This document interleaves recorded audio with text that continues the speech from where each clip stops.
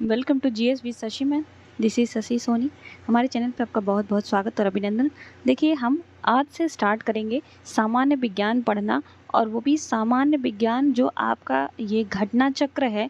इस बुक से सभी भी एग्ज़ाम्स, जितने भी आपके मोस्टली एग्ज़ाम, जैसे यूपीपीसीएस का हो गया, आरओ का हो गया, ठीक है, वनडे एग्ज़ाम्स हो गए, सारे एग्ज़ाम में आपका प्रश्न यही इसी घटना चक्र से बनता है। घटना चक्र बहुत ही इम्पॉर्टेंट है, बहुत ही अच्छी किताब है ये, इसी से हमेशा प्रश्न पूछा जाता है।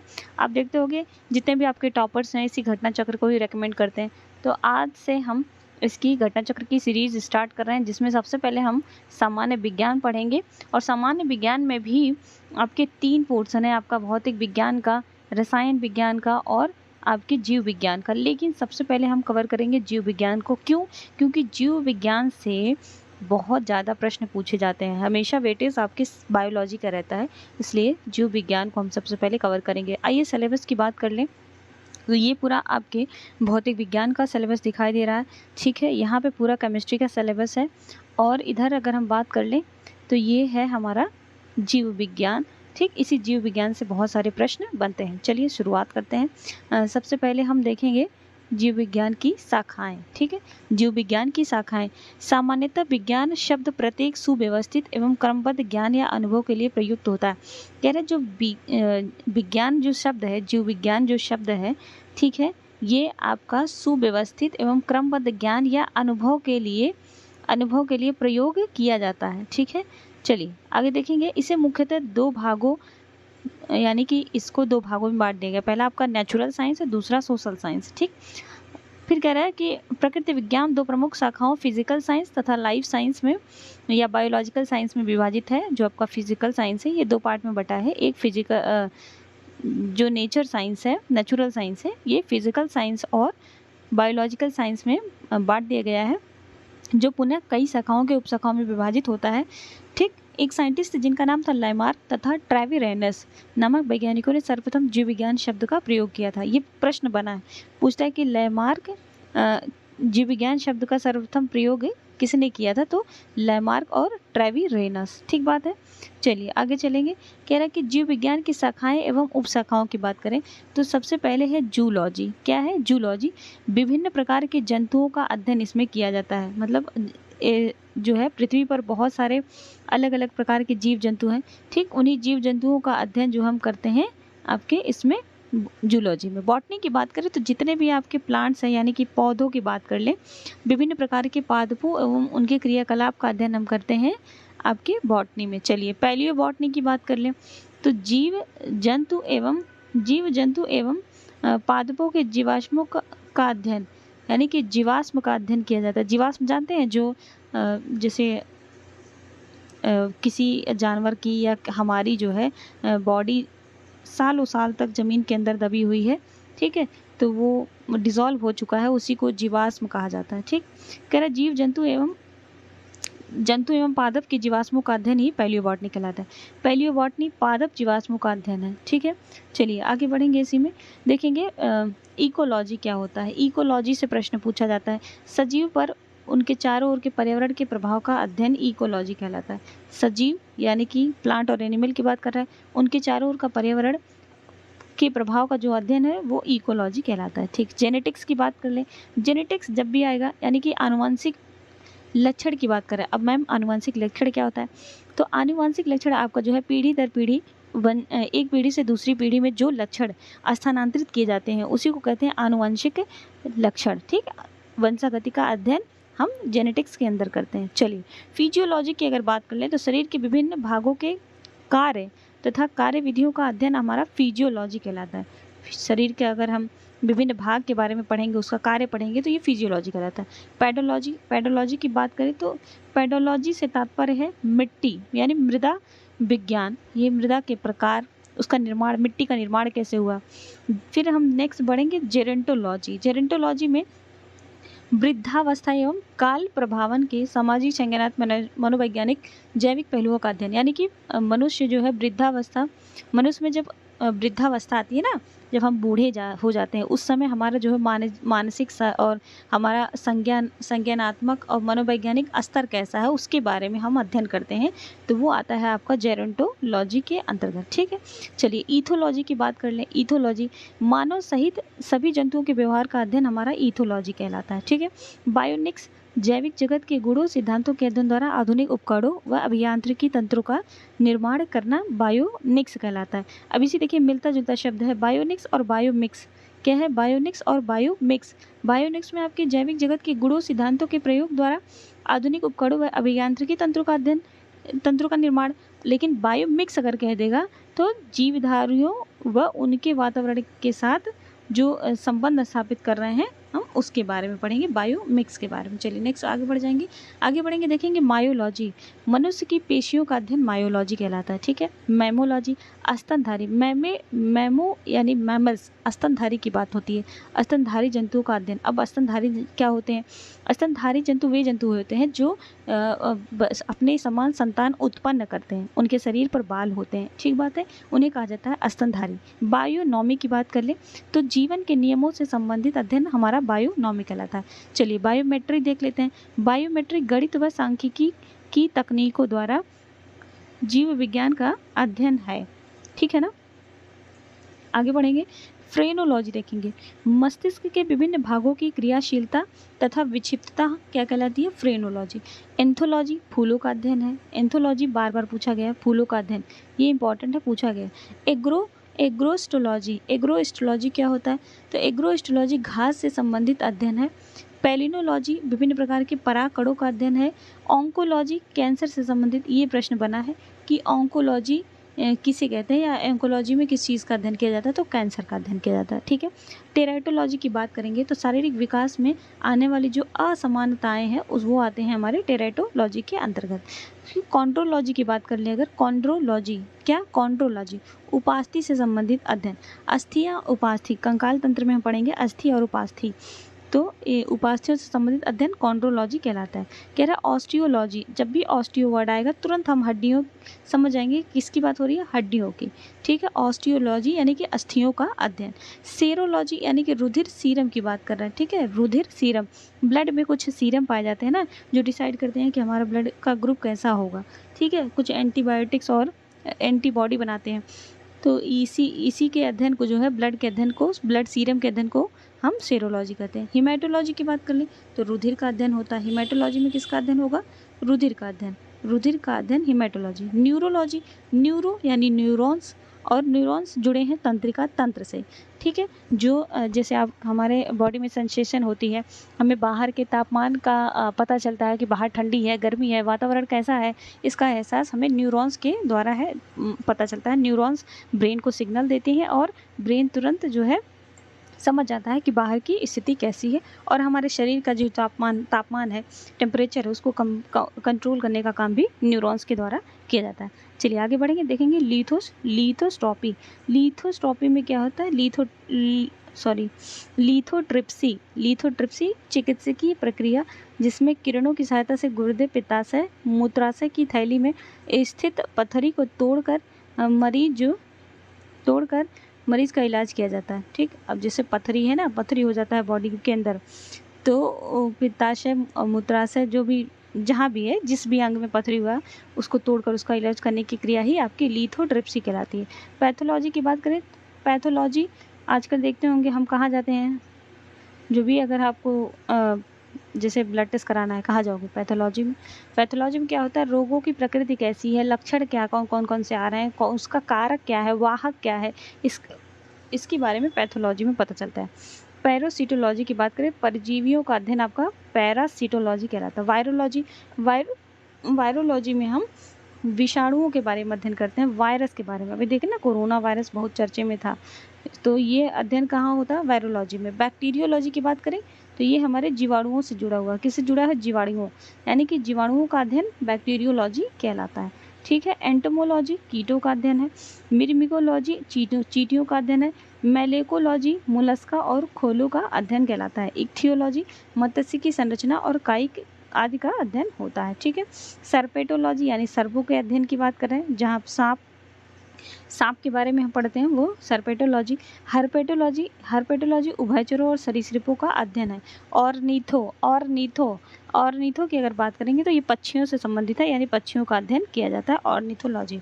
डर्मेटोलॉजी, अब देखो डर्मेटोलॉजी जो है ना हमारी त्वचा और स्किन से संबंधित है। क्या है? त्वचा और स्किन से संबंधित रोगों का अध्ययन हम करते हैं डर्मेटोलॉजी के अंतर्गत। अब देखो ट्रोकोलॉजी, क्या है? ट्रोफोलॉजी।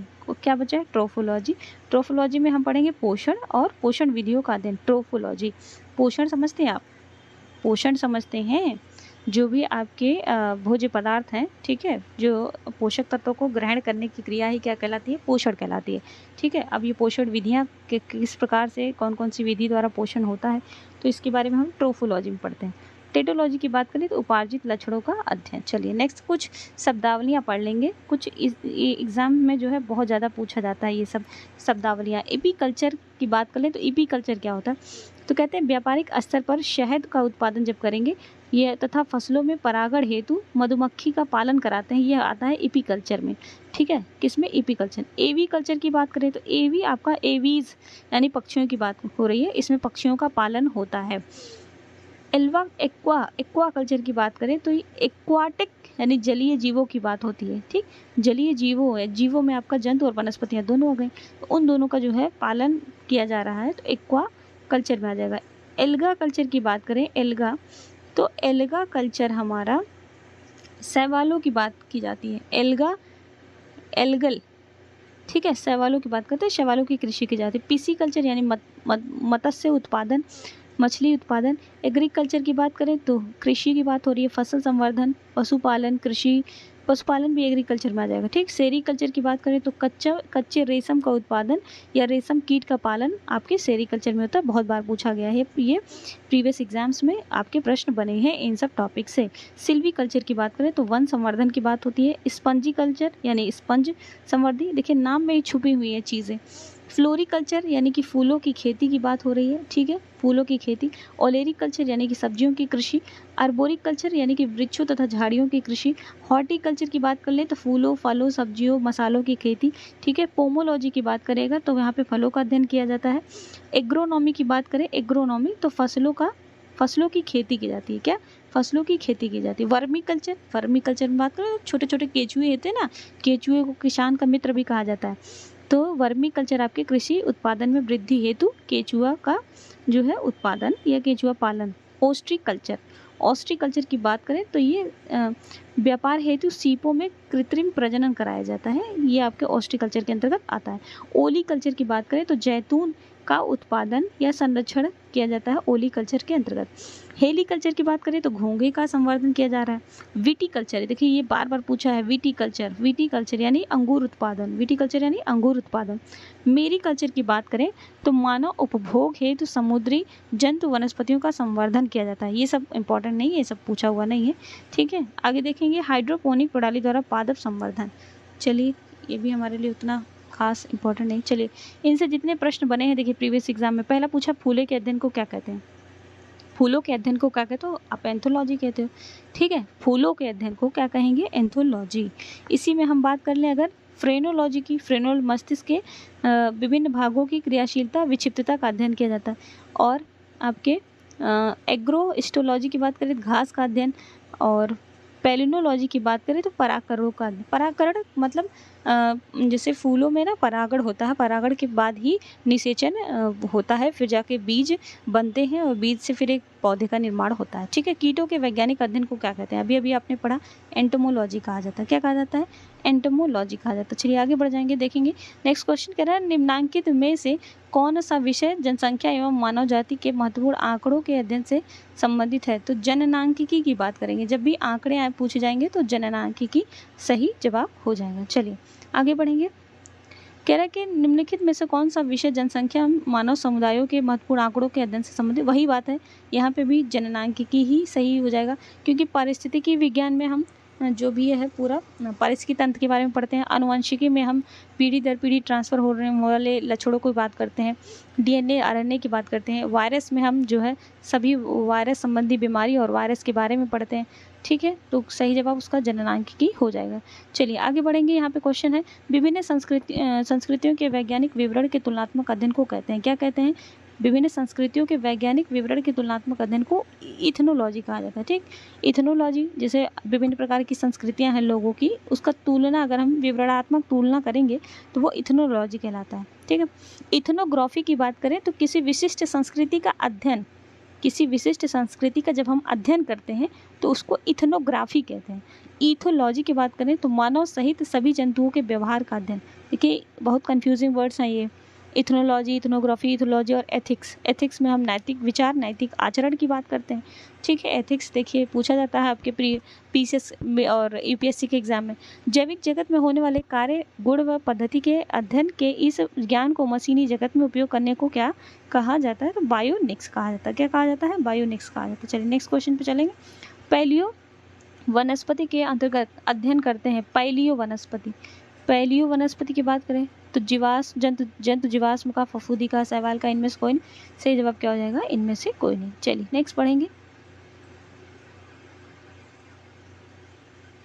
पैलियो वनस्पति पैलियो बॉटनी की बात करता है, यानी कि हम पादप और जीवाश्मों की बात करते हैं। ठीक, पादप और जीवाश्मों की बात करते हैं तो उसमें कोई ऑप्शन था ही नहीं। रेशम कीट पालन को क्या कहते हैं? तो सेरीकल्चर कहते हैं। चलिए मधुमक्खी पालन किया जाता है, टिश्यू कल्चर पे, ये अभी भी पढ़ा था हमने, ये होगा आपका एपीकल्चर। चलिए नेक्स्ट बढ़ेंगे कि निम्नलिखित में से कौन सा एक सही से सुमेलित नहीं है? फूलों की खेती फ्लोरिकल्चर, बहुत सही है। फसलों की खेती एग्रोनॉमी, ये भी ठीक है। सब्जियों की खेती हॉर्टिकल्चर, जो कि गलत है। ठीक, ये आपका सुमेलित नहीं है, ऑप्शन सी। कौन? Option C. फलों की खेती हमारा पोमोलॉजी कहलाता है। देखिए बागवानी कृषि की एक विशेष पद्धति, इसके तहत फलों की कृषि की जाती है। जब फलों की कृषि की बात करेगा तो उसमें बागवानी भी आ जाती है। सब्जियों की कृषि तथा फूलों की कृषि आती है प्रश्न। ठीक है, चलिए आगे बढ़ेंगे, हम नेक्स्ट क्वेश्चन देखेंगे। नेक्स्ट क्वेश्चन है हमारा, सब्जियों के लिए काम आने वाले पौधों के अध्ययन को कहते हैं। सब्जियों के लिए काम आने वाले पौधों के अध्ययन को क्या कहते हैं? ओलेरीकल्चर। ठीक है, लेकिन इनके में से कौन सुमेलित नहीं है? एपीकल्चर, एपीकल्चर तो अभी हमने पढ़ा था कि शहद, मधुमक्खी की बात हो रही है। सेरीकल्चर यानी कि रेशम के कीड़े की बात, सिल्कवर्म की बात हो रही है। पीसीकल्चर में हमने पढ़ा था मछलियाँ आती हैं, तो ये हमारा गलत हो जाएगा, लाख का कीड़ा। ठीक है, ऑप्शन डी हमारा हार्टिकल्चर यानी फूल की बात हो रही थी, ये सुमेलित है। ऑप्शन सी सुमेलित नहीं है। निम्नलिखित में से कौन सी जोड़ी सुमेलित है? शब्द और अर्थ, लेक्सिकोग्राफी, शब्दकोश का संकलन सुमेलित है पूछा है, ऑप्शन ए सही हो जाएगा। ठीक है, फिलोलॉजी गलत है। फिलोलॉजी भाषा एवं संरचना की बात करता है। एंटोमोलॉजी की बात करें तो एंटोमोलॉजी कीटों का अध्ययन है, मानव शरीर का अध्ययन नहीं है, ये भी गलत है। आइकोनोग्राफी आपका प्रतिमाओं और चित्रों का अध्ययन करता है, तो सही सुमेलित आपका ऑप्शन नंबर ए। ठीक है, नेक्स्ट, लेक्सिकोग्राफी का संबंध किससे है? ठीक है, लेक्सिकोग्राफी मानव शरीर की संरचना से नहीं, गलत। शब्दकोश के संयोजन से, गुप्त लिखावट से, चित्र और मॉडल से, तो क्या ऑप्शन है? शब्दकोश के संयोजन से। ठीक है, शब्दकोश के संयोजन से, बी ऑप्शन सही हो जाएगा। चलिए नेक्स्ट देखेंगे। कह रहा कि विटीकल्चर के द्वारा निम्नलिखित में से कौन एक उत्पादित होता है? विटीकल्चर, विटी यानी अंगूर की बात कर रहे हैं। ठीक है, देखिए यूपीएससी 2003 में पूछा गया क्वेश्चन है। कीट संवर्धन क्या है? कीटों की वृद्धि करने का विज्ञान। जंतुओं के अध्ययन, जंतु की कोई बात ही नहीं, जब कीट संवर्धन कह रहा है तो कीट की बात होगी, तो इसमें से ऑप्शन बी सी गलत हो जाएंगे। कीटों को मारने का विज्ञान, ए और डी में कर बताना, तो मारना क्यों भाई? संवर्धन यानी बढ़ाना है, विज्ञान तो कीटों की वृद्धि करने का विज्ञान। वर्मी कल्चर में प्रयुक्त वर्म होता है, अर्थ वर्म होता है। ठीक है, चलिए नेक्स्ट देखेंगे। जेनेटिक्स से निम्न में से किसका अध्ययन है? किसका अध्ययन है? जेनेटिक्स, डीएनए, आरएनए, जेनेटिक्स आनुवंशिकता की बात करता है। ठीक है, वृद्धावस्था एवं काल प्रभावन के विषय में ज्ञान प्राप्त करने की विधा है आपकी जेरेंटोलॉजी। ठीक, जीर्ण वृद्ध होने की प्रक्रिया के अध्ययन को कहते हैं, अभी अभी पढ़ा था, जेरेंटोलॉजी। ठीक, आगे देखेंगे। पेडोलॉजी, पेडोलॉजी में हम मिट्टी का अध्ययन करते हैं। किसका अध्ययन? मिट्टी का अध्ययन। चलिए बहुत सही। अस्थियों का अध्ययन, अस्थियों का अध्ययन मैंने बताया था अभी अभी कि ऑस्टियोलॉजी, क्या? अस्थियों का अध्ययन ऑस्टियोलॉजी। ठीक बात है। चलिए नेक्स्ट क्वेश्चन। हड्डियों की पढ़ाई विज्ञान की किस भाषा की? अभी अभी देखा, अस्थियों की बात हो रही है, हड्डियों की बात हो रही है, ऑस्टियोलॉजी। क्या हो जाएगा सही जवाब? ऑस्टियोलॉजी। सर्पों के विषय में जानकारी, सर्पेंटोलॉजी। ठीक है, हमने देखा था अभी। निम्न में से बेमेल को ज्ञात कीजिए। Physiology, pathology, psychology, bacteriology. तो देखिए फिजियोलॉजी, पैथोलॉजी, बैक्टीरियोलॉजी आपके विज्ञान के ब्रांचेज हैं, लेकिन साइकोलॉजी विज्ञान का ब्रांच है, जीव विज्ञान का ब्रांच नहीं है। ठीक है, ये मनोविज्ञान पे आधारित है। हाइड्रोपोनिक्स क्या है? मृदा विहीन पादप संवर्धन, पादप में कलम लगाना, सब्जियों का अध्ययन, जल संरक्षण। तो सही जवाब हो जाएगा मृदा विहीन पादप संवर्धन, ये होता है आपका हाइड्रोपोनिक्स।